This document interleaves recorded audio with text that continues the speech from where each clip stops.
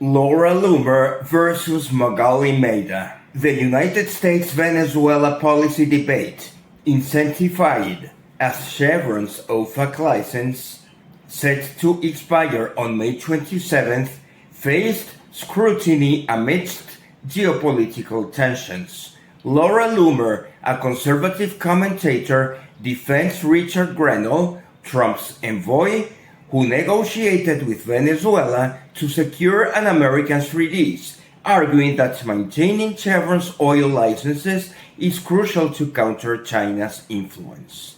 In contrast, Magalli Meda, a Venezuelan opposition activist recently rescued from the Argentine embassy in Caracas, labels Chevron a criminal organization for its partnerships with PDVSA, accusing it of enabling Maduro's repression.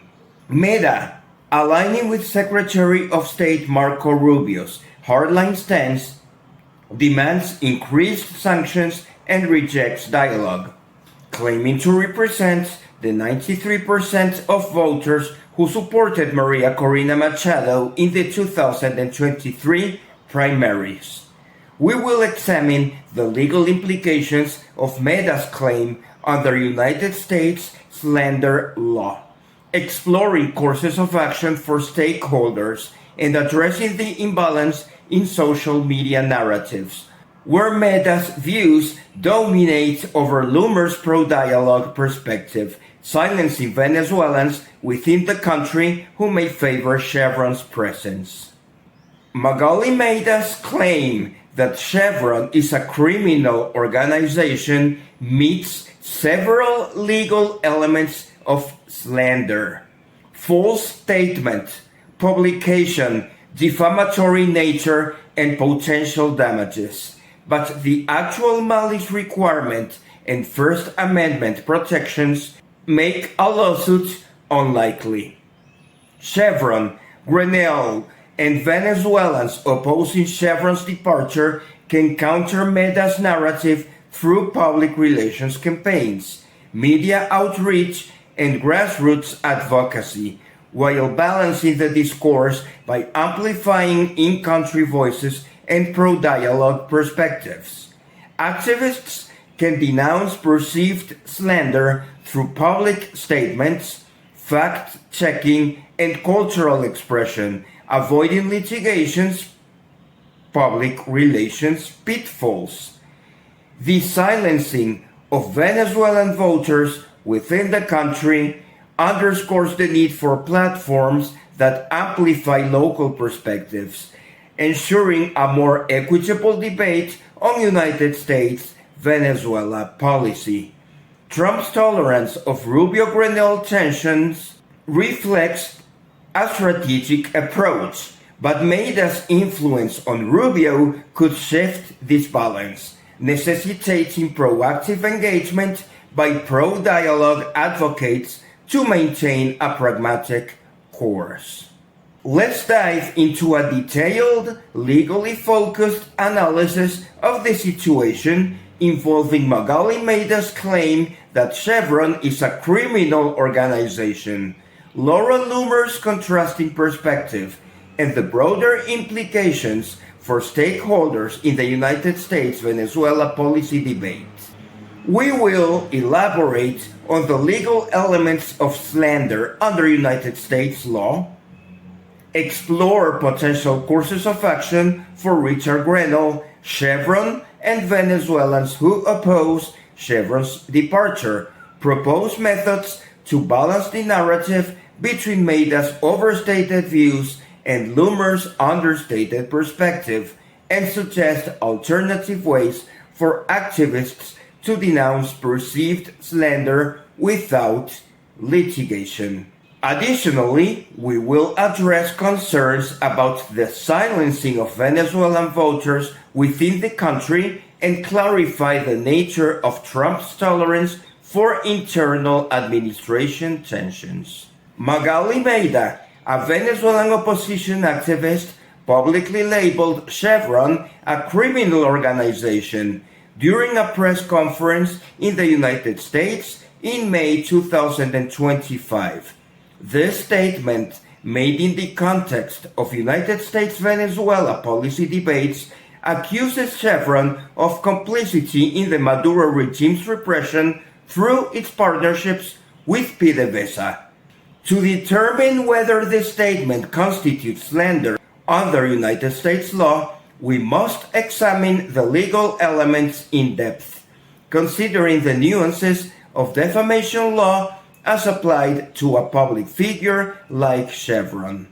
Slander, a form of defamation involving spoken statements, requires several elements to be actionable under United States law, particularly in a jurisdiction like New York, which often governs media-related defamation cases due to its prominence in publishing.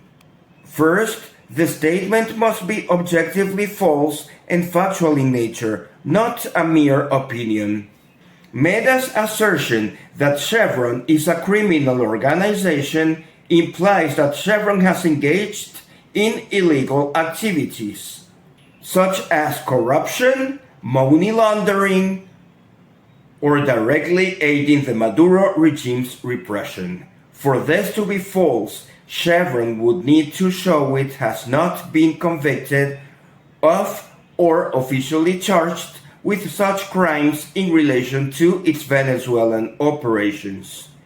Chevron operates under OFAC licenses, which are issued by the United States Treasury Department to ensure compliance with sanctions, suggesting legal compliance. PDVSA, Chevron's partner, has been sanctioned for corruption since 2019, but no public record exists of Chevron being criminally indicted for its role. Historical controversies, like the 2011 Ecuador environmental lawsuit against Chevron, were dismissed in United States courts, with Chevron winning related fraud claims against plaintiffs. Thus, Meda's claim appears factually false, absent evidence of criminal convictions or charges against Chevron. However, Meda might argue that her statement reflects a broader truth about PDVSA's corruption and Chevron's complicity by association, though without specific evidence tying Chevron to criminal acts. This defense weakens. Next, the statement must be presented as a verifiable fact, not a protected opinion. Meda's phrasing, Chevron is a criminal organization, is a definitive assertion, not framed as an opinion.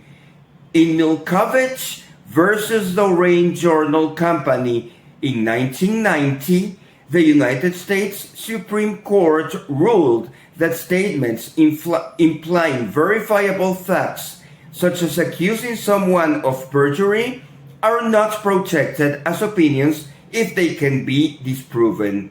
Meda's claim implies Chevron has committed crimes, a verifiable fact that Chevron could challenge with a legal record. Although Meda might claim her statement is rhetorical hyperbole, a common defense in political speech cases, the specificity of criminal organization leans toward a factual assertion, weakening this defense.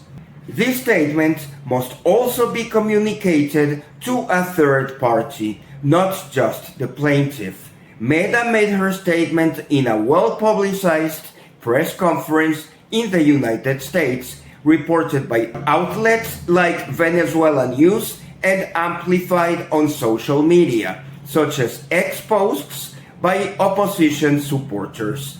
This clearly meets the publication requirement, as the statement reached a wide audience beyond Chevron.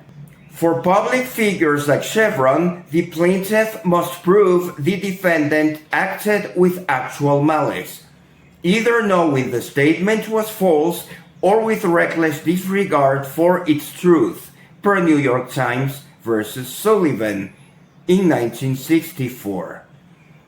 This high standard protects free speech by ensuring public figures face a steep burden in defamation cases. Chevron, as a major corporation with significant public presence, is a public figure under United States law. To prove actual malice, Chevron would need to show Meda either knew her claim was false, such as having evidence Chevron was not criminally indicted, or acted recklessly, for instance, by making the claim without verifying Chevron's legal status. Meda's activist background and the political context suggest she may have relied on opposition narratives about PDVSA's corruption without specific evidence against Chevron. This could be deemed reckless, especially since Chevron's compliance with OFAC licenses is public knowledge. However, proving Meda's state of mind, whether she knowingly lied or was merely negligent, is challenging without discovery, such as access to her communications or research. Meda could argue she believed her statement was true based on opposition reports or PDVSA's documented corruption, negating actual malice. Her status as an activist speaking on a public issue might also garner judiciary leniency. The plaintiff must demonstrate harm, such as reputational damage, financial loss, or emotional distress, though the latter is less relevant for corporations. In some cases, slander per se applies. Statements so inherently damaging, such as accusing someone of a crime that damages are presumed. Meda's accusation that Chevron is a criminal organization falls under slander per se, as it accuses Chevron of criminal conduct, inherently damaging its reputation without needing to prove specific damages. Chevron could argue that such a label might deter investors, partners, or customers, especially amidst the OFAC license debate, potentially impacting stock prices or operational agreements. However, quantifying specific financial harm is difficult without clear evidence, such as a stock price drop directly tied to Meda's statement. Reputational harm is more plausible, as the label could taint Chevron's public image, particularly among human rights advocates or the Venezuelan diaspora. Meda might argue that Chevron's reputation was already controversial due to its operations in Venezuela, minimizing the incremental harm of her statement. But Chevron would counter that her specific accusation of criminality exacerbates existing criticism. Finally, the statement must harm the plaintiff's reputation in the eyes of a reasonable person, lowering their standing in the community.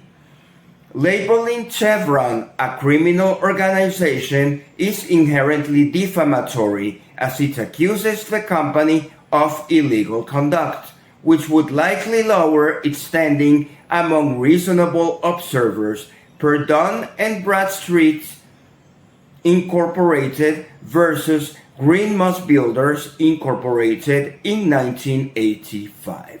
This is especially true in the context of heightened scrutiny over corporate ethics in conflict zones. Meda might argue that her audience, primarily opposition supporters, already views Chevron negatively, so her statement did not further harm its reputation. But Chevron would counter that the statement reached a broader audience, including United States policymakers and investors, amplifying its defamatory impact. Meda's statement, made in a political context about United States-Venezuela policy, enjoys strong First Amendment protections. In Snyder versus Phelps in 2011, The Supreme Court protected offensive speech on public issues, even when emotionally harmful, if it contributes to public debate. Meda's accusation, while inflammatory, addresses a public concern: corporate complicity in authoritarian regimes, potentially shielding her from liability. Since the statement was made in the United States law applies, but Meda's status as a recently rescued asylum seeker might complicate enforcement, as courts may be reluctant to penalize a high-profile activist, fearing a chilling effect on free speech. As a public figure, Chevron faces a higher bar for proving actual malice, a hurdle designed to balance free speech with reputational protection, often deterring corporations from pursuing defamation suits unless the harm is egregious and provable. Even if Chevron is unlikely to sue due to legal and public relations challenges, a theoretical slander lawsuit could include several charges and arguments. Chevron would argue that Meda's statement constitutes slander per se, as it accuses the company of criminal conduct, inherently damaging its reputation without needing to prove specific damages. The remedy could include a public retraction, apology, and monetary damages to cover reputational harm or legal fees.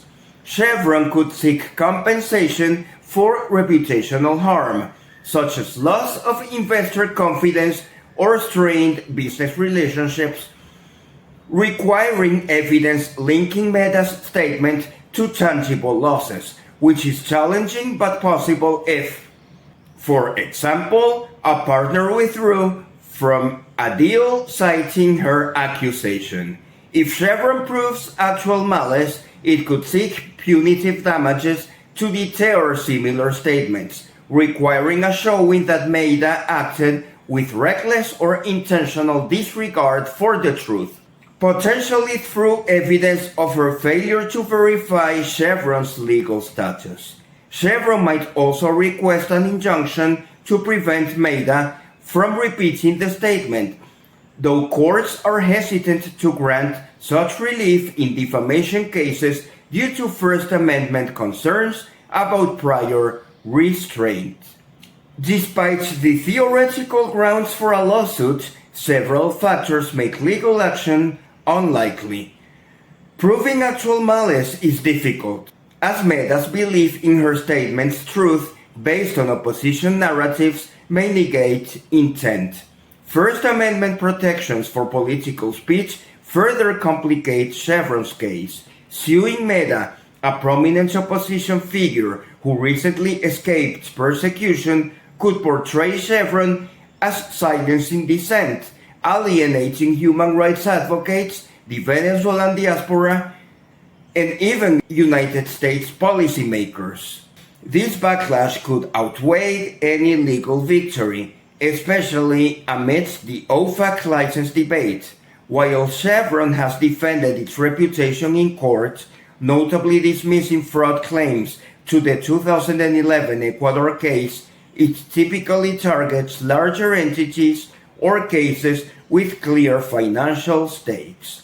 Suing an individual activist like Meda may not align with its strategic priorities. Meda's statement meets several elements of slander.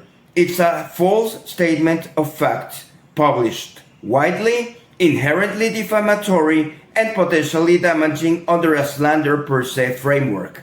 However, the actual malice requirement, First Amendment protections, and the public relation risks make a lawsuit improbable. Chevron is more likely to counter Meda's narrative through public statements, lobbying, or corporate social responsibility initiatives to mitigate reputational harm. Given Chevron's likely reluctance to sue, alternative courses of action for Richard Grenell, Chevron and Venezuelans who oppose Chevron's departure are necessary, while addressing the need to balance Meda's overstated narrative with Loomer's understated perspective. Grenell could leverage his platform to highlight the tangible benefits of dialogue with Venezuelan government, such as the release of Joe St. Clair, as noted in Loomer's post. He might hold press conferences or publish op-eds in outlets like the Wall Street Journal, emphasizing how engagement preserves United States influence in Venezuela's oil sector and counters China's expansion, as warned by Bloomberg. Grenell could also meet with Venezuelan business leaders, workers, and communities who benefit from Chevron's operations, amplifying their voices to show the human cost of Chevron's potential exit, shared via X or media interviews to counter Meda's narrative with local perspectives.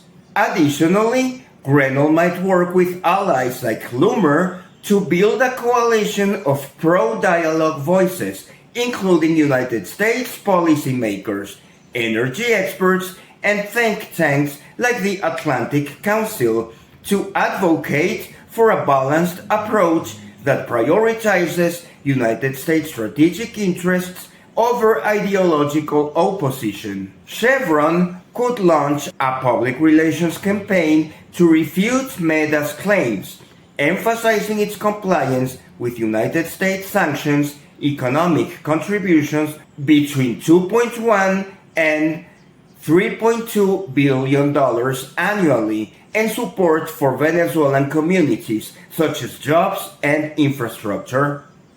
This might include press releases detailing its legal operations under OFAC licenses, social media campaigns on X showcasing testimonials from Venezuelan employees or communities benefiting from Chevron's presence, and partnerships with non-government organizations to highlight corporate social responsibility efforts, countering the criminal organization narrative.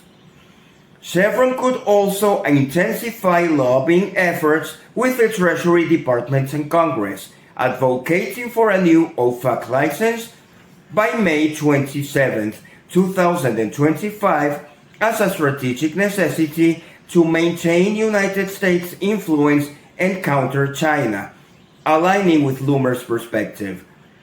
Furthermore, Chevron might host forums or dialogues with the Venezuelan diaspora in the United States, addressing their concerns and explaining how its operations mitigate economic collapse, which drives migration, as noted by the International Monetary Fund, with 7.7 million immigrants. Venezuelans within the country, particularly those in oil-producing regions like the Orinoco Belt and Lake Maracaibo, could organize grassroots campaigns to highlight the economic benefits of Chevron's presence, such as jobs and infrastructure.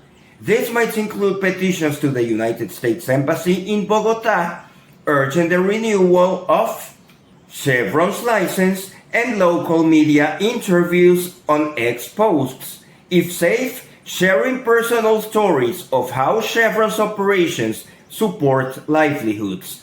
These Venezuelans could also partner with international non-government organizations or business groups to amplify their voices, emphasizing the humanitarian cost of Chevron's exit, which could exacerbate economic despair and migration. They might appeal to opposition figures who favor pragmatic solutions, encouraging them to reconsider blanket opposition to Chevron, framing its presence as a stabilizing factor rather than a regime enabler. Meda's narrative dominates due to its emotional appeal, diaspora amplification, and media coverage, while Loomer's perspective struggles for visibility. To balance these views and provide a more nuanced comparison, Loomer and Grenell could seek Interviews with mainstream outlets like CNN or BBC to explain the strategic rationale for engagement, using data on China's oil purchases and Chevron's economic impact to bolster their case. They might collaborate with think tanks like the Center for Strategic and International Studies to publish reports on the geopolitical risks of isolating Venezuela, reaching a broader audience. Media campaigns could highlight Venezuelans within the country who support Chevron's presence, countering the diaspora's dominance, such as through a documentary series featuring oil workers, shared on X and YouTube, showing the human cost of Chevron's potential exit. Platforms like Al Jazeera, Deutsche Welle, or France 24, which often cover global perspectives, could be engaged to report on these local voices, balancing the opposition's narrative. Organizing televised debates or panels via PBS or C-SPAN featuring Meda, Loomer, Grenell, and Venezuelan stakeholders, both opposition and pro-Chevron, would allow a direct comparison of views, moderated to ensure equal time and representation, addressing the silencing of in-country voices. Pro-dialogue advocates could use targeted X campaigns with hashtags like Chevron supports Venezuela or Engage for Stability, sharing infographics on Chevron's contributions and the risks of Chinese dominance. Partnering with influencers who support pragmatic solutions to amplify this message, creating a dedicated X account or website aggregating pro-dialogue perspectives, including Loomer's posts, Grenell's achievements, and local Venezuelan testimonials, could counter the expatriates' online dominance. Since Chevron is unlikely to sue due to public relations risks, regular activists, whether supporting Chevron, Grenell, or opposing Meda's narrative, can use alternative methods to denounce perceived slander. Activists could issue public statements or fact-checking reports refuting Meda's claim, citing Chevron's compliance with OFAC licenses and lack of criminal convictions, shared via X, blogs, or local media in Venezuela, if safe. They might partner with organizations like PolitiFact to verify Chevron's legal status, providing a credible counter-narrative, launching campaigns on X and other platforms like Instagram or TikTok to educate audiences about Chevron's role in Venezuela, using visuals like infographics or videos to highlight its economic contributions and contrast them with Meda's accusations, could be effective. Organizing virtual town halls or webinars featuring legal experts, Venezuelan workers, and policy analysts to discuss the implications of Meda's claim, fostering informed debate, is another approach. Drafting open letters or petitions signed by activists, Venezuelan communities, and international supporters calling on Mega to retract her statement or provide evidence, directed to media outlets like El País to pressure Meda publicly, could also work. Petitions could urge United States policymakers to consider the economic impact of Chevron's potential exit, amplifying pro-dialogue perspectives, partnering with groups like Amnesty International or Transparency International to investigate PDVSA's corruption and Chevron's role, ensuring a balanced inquiry, could provide findings to challenge Meda's narrative if Chevron is cleared. Using art, music, or street protests were safe to express support for Chevron's presence, framing it as a lifeline for Venezuelan workers rather than a regime enabler. such as murals in oil-producing regions depicting Chevron's contributions shared online to gain traction, is another avenue. The dominance of Meda's narrative, amplified by the diaspora and international media, marginalizes Venezuelans within the country who may support Chevron's presence or pragmatic engagement with the Venezuelan government, creating an unfair dynamic where diaspora voices, often removed from daily realities in Venezuela, overshadow local perspectives. Meda claims to represent the 93% of voters who supported Maria Corina Machado in the 2023 primaries, per campaign claims, but this statistic is unverified and excludes Venezuelans who remain in the country and may hold diverse views. The diaspora's amplification on X and through Western media like El País and NTN24 drowns out in-country voices who face censorship, repression, or lack of access to platforms to express their views. International non-government organizations like the Carter Center, which monitored the 2024 election, could facilitate platforms for Venezuelans within the country to share their views anonymously, ensuring safety while countering diaspora dominance. Engaging local Venezuelan media if independent voices remain to publish stories from oil workers and communities benefiting from Chevron could provide a counter-narrative to diaspora-driven opposition rhetoric. Advocating for better internet access and freedom of expression within Venezuela, pressuring the government to allow open discourse could enable local voices to participate in the global conversation on platforms like X.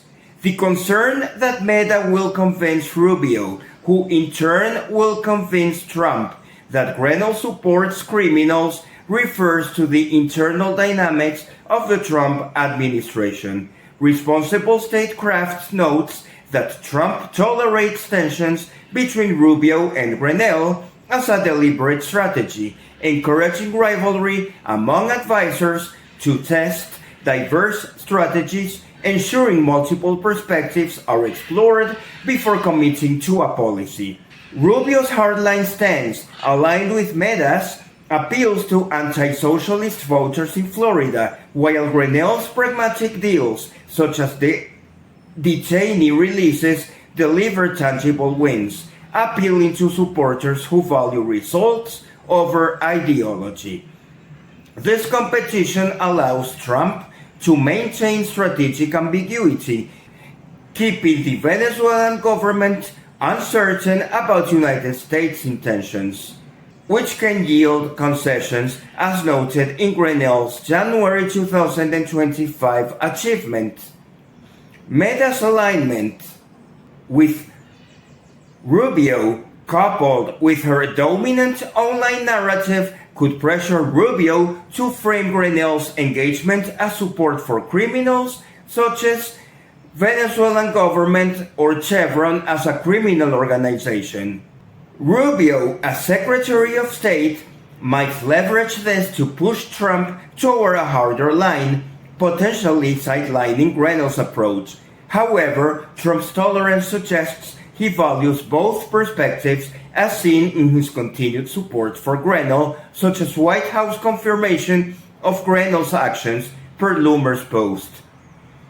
Trump's decision-making prioritizes strategic interests, like countering China, over public pressure, as evidenced by his handling of similar tensions in his first term, such as the North Korean negotiations. Grenell and his allies, including Loomer, should proactively brief Trump on the strategic benefits of engagement, using data on China's oil ambitions and Chevron's economic role to counter Rubio's narrative. Chevron could engage directly with Trump, emphasizing its alignment with America First agenda, potentially through intermediaries like Scott Bessent, to ensure its license renewal is framed as a national security priority.